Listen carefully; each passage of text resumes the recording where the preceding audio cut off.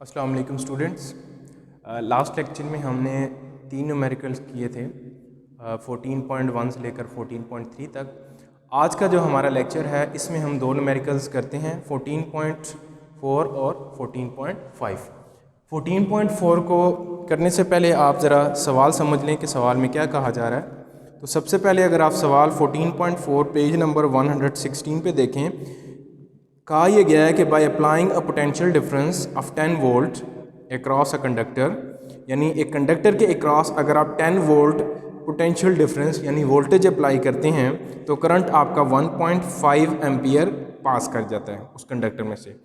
आपने energy find करनी है, how much energy would be obtain, यानी कितनी एनर्जी आपको हासिल होगी फ्रॉम द करंट, इस करंट में से जो आप फ्लो करवा रहे हैं 2 मिनट के अंदर। तो 2 मिनट का टाइम भी आपको गिवन है, यानी आपको कहा गया है कि आपकी जो वोल्टेज है, जो पोटेंशियल डिफरेंस है कंडक्टर के क्रॉस 10 वोल्ट आपने अप्लाई की है तो करंट कितना पास किया है 1.5 एम्पियर। आपने एनर्जी फाइंड करनी है, टाइम आपका कितना लगा है जी 2 मिनट लगे हैं। ठीक है, तो गिवन आपको वोल्टेज यानी पोटेंशियल डिफरेंस 10 वोल्ट है, करंट आपको दिया गया है 1.5 एम्पियर और टाइम आपका कितना लग रहा है 2 मिनट। 2 मिनट है तो मिनट को आपने सेकंड में कन्वर्ट करना है, तो 2 मल्टीप्लाई 1 मिनट में कितने सेकंड होते हैं 60 second. So that's Y 2 multiply 60 करेंगे तो आपके पास 120 सेकंड्स आ जाएंगे।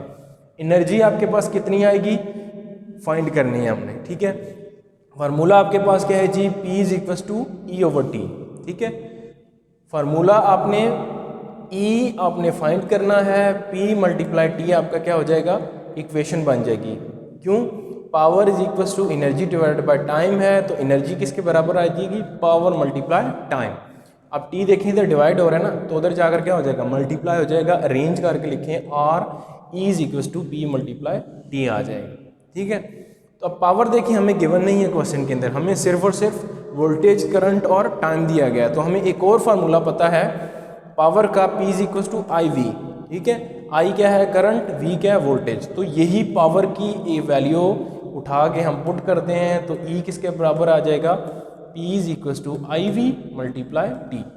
ठीक है, यानी इस फॉर्मूले में पावर की वैल्यू हम पुट करते हैं तो आपके पास इक्वेशन क्या आ जाती है, P is equal to I V T.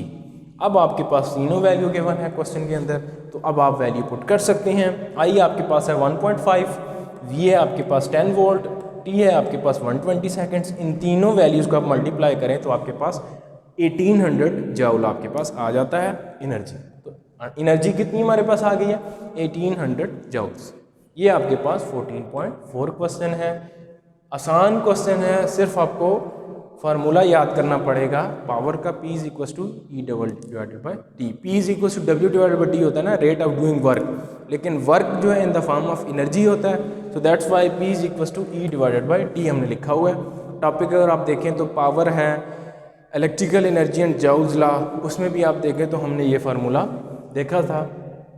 Next बात करें 14.5 न्यूमेरिकल की, तो 14.5 में आप देखें तो आपको एक कम्बिनेशन दिया गया है रेजिस्टर्स का, सीरीज कम्बिनेशन ऑफ रेजिस्टर्स हैं। पहला जो रेजिस्टर है उसकी 2 किलो ओम रेजिस्टर है रेजिस्टेंस है, दूसरा जो रेजिस्टर है उसकी 8 किलो ओम रेजिस्टेंस है।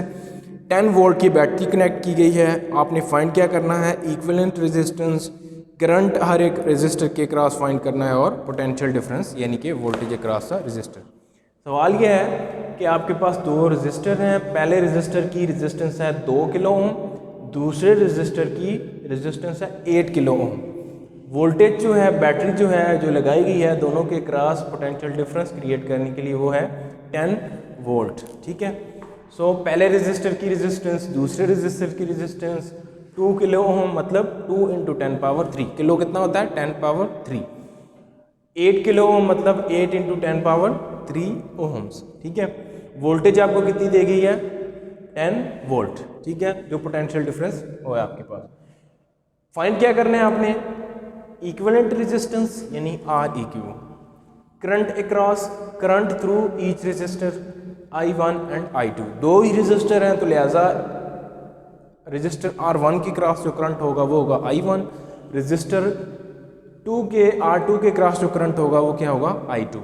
ठीक है, इसी तरह से voltage across, potential difference across each resistor वो क्या होगा V1 एंड V2, यानी R1 की बात करते हैं तो वहाँ पे जो वोल्टेज होगी V1 हो जाएगी, R2 की बात करते हैं तो वहाँ पे जो वोल्टेज होगी वो V2 आ जाएगी।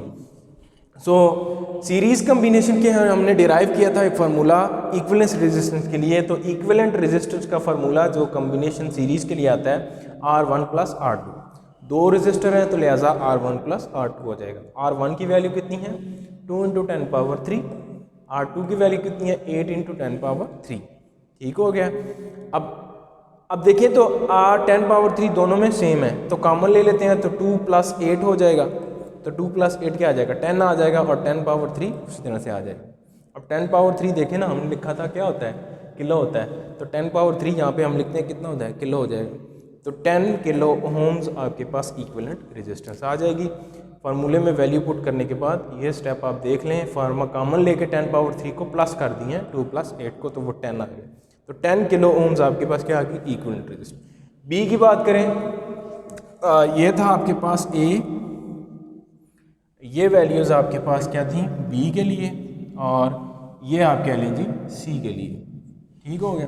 अब बी की बात करें तो बी में हमने क्या फाइंड करना है पोटेंशियल डिफरेंस। ठीक है, तो सॉरी बी में हमने फाइंड करना है करंट थ्रू ईच रेजिस्टर्स। अब देखें हमने पढ़ा था कैरेक्टरिस्टिक्स के अंदर कि हमारे पास सीरीज़ कम्बिनेशन के अंदर जो करंट होता है वो क्या होता है अक्रॉस ईच रेजिस्टर क्या होता है सेम होता है। मतलब क्या हुआ कि मैंने लिखा हुआ है कि I1 बराबर होगा I2, यानी इसका करंट बराबर होगा इसके करंट के जिसको मैंने लिखा हुआ I, तो फाइंड करूँगा तो वो I हो जाएगा। I से मुराद जो करंट R1 में है वही R2 में है। So that's Y I = V/R। अब देखें V = I R है ना, जैसे फार्मूला हमारे पास है V = IR, तो I किसके बराबर आ जाएगा V/R। तो इसीलिए मैंने जो लिखा हुआ है फार्मूला वो लिखा हुआ है डायरेक्ट I = V/R। ठीक है, ओम्स लॉ है ना, I V IR, तो I V/R हो जाएगा। R क्या होगा इक्विवेलेंस रेजिस्टेंस हो जाएगा। ठीक है, सो ये R इज इक्विवेलेंस रेजिस्टेंस। ठीक है, अब V के आपके पास 10 वोल्ट, इक्विवेलेंस रेजिस्टेंस कितनी आई है 10 kilo ohm. So that's why it will be 10 kilo. ठीक है, (10⁻3). अब 10 नॉमिनेटर में डिनोमिनेटर में 1 आ जाएगा और 10⁻3 ऊपर जाकर नॉमिनेटर बन जाएगा तो 10⁻³ आ जाएगा। अब 10⁻³ क्या होता है मिली हो जाता है, तो 1 मिली एम्पियर आपके पास करंट आ गया। अब इसका मतलब है 1 मिली एम्पियर करंट R1 में भी है और 1 मिली एम्पियर करंट R2 में भी है। दोनों में करंट क्या होगा रेजिस्टर्स में सेम होगा। बात करें सी की, potential difference across each resistor, तो V1 is the potential across R1, इसलिए मैंने लिखा हुआ है the potential difference across R1 is V1 = IR1। देखें ना फार्मूला है V = IR, तो V1 क्या हो जाएगा IR1, I तो सेम है तो R क्या हो जाएगा R1, V1 के लिए R1। ठीक है, V1 = IR1, तो V1 = I देखें आपके पास कितना है 1 मिली एम्पियर, मतलब 1 × 10⁻³ R1 कितना है आपके पास 2 × 10⁻³ 2 × 10⁻³ आ गया। तो 10⁻³ 10⁻³ कैंसिल हो जाएंगे, सिंपली 2 × 1 क्या आ जाएगा 2 वोल्ट आ जाएगा।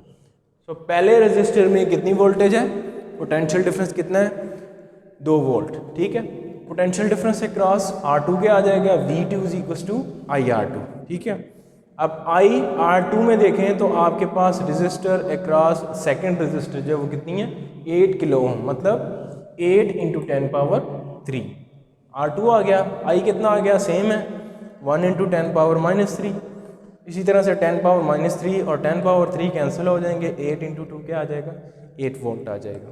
So voltage across R1 voltage across R2 दोनों को प्लस करें क्या आ जाता है 10 वोल्ट ही आ जाता है।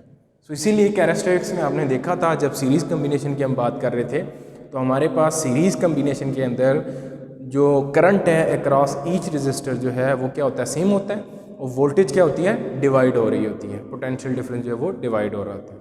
सो ये आज के हमारे दो न्यूमेरिकल्स हैं, न्यूमेरिकल 14.4 एंड न्यूमेरिकल 14.5। हमारे स्मार्ट सिलेबस के तहत हमने ये दोनों न्यूमेरिकल्स करने हैं। लास्ट एक न्यूमेरिकल 14.6 रह गया और वो नेक्स्ट लेक्चर में कंप्लीट हो जाएगा और इस तरह से हमारे पास चैप्टर नंबर 14 के न्यूमेरिकल्स एक्सरसाइज के कंप्लीट हो जाएंगे और नेक्स्ट हम चैप्टर नंबर 15 स्टार्ट करेंगे। तो ये आपका आज का लेक्चर है। न्यूमेरिकल्स नोट कर लें और इनको सॉल्व कर लें।